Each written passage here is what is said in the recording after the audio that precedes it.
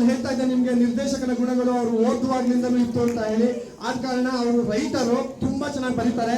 ಬರೆದು ನಿರ್ದೇಶನ ಮಾಡಿದಂತ ಸಿನಿಮಾ ತುಂಬಾನೇ ಫೇಮಸ್ ಆಗಿತ್ತು, ಉಳಿದವರ ಕಂಡಂತೆ ನಿಮ್ಗೆ ಗೊತ್ತಿದ್ದಾಗೆ.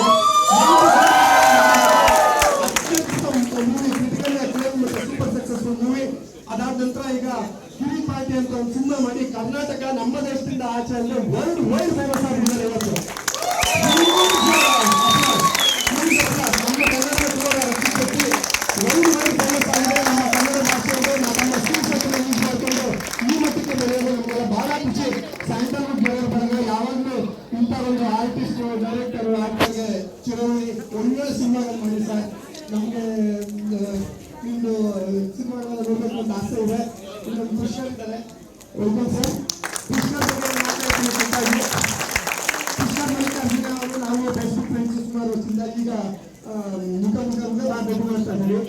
ಇವರು ಅಷ್ಟೇ ಇಂಜಿನಿಯರಿಂಗ್ ಎಲ್ಲ ಮಾಡಿ, ಹೈಯರ್ ಸ್ಟಡೀಸ್ ಎಲ್ಲ ಮಾಡಿ ಎಸ್ಎಂಇ ಕನ್ಸಲ್ಟೆಂಟ್ ಆಗಿದ್ರು ನಂತರನೇ ಆಯ್ತಲ್ಲ.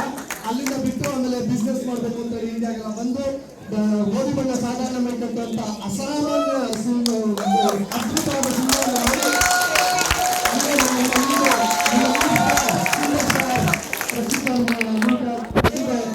ತುಂಬಾ ದೊಡ್ಡ ಮಟ್ಟದಲ್ಲಿ ಹಿಟ್ ಆಯ್ತು ವರ್ಲ್ಡ್ ವೈಡ್.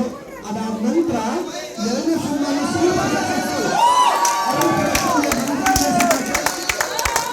ಸೂಪರ್ ಸಕ್ಸಸ್ಫುಲ್ ಮಾಡಿ 40 ಕೋಟಿಗೂ ಹೆಚ್ಚು ರೂಪಾಯಿಗಳನ್ನು ಗಲ್ಲಾಪೆಟ್ಟಿಗೆಯಲ್ಲಿ ಎದ್ದಿದೆ.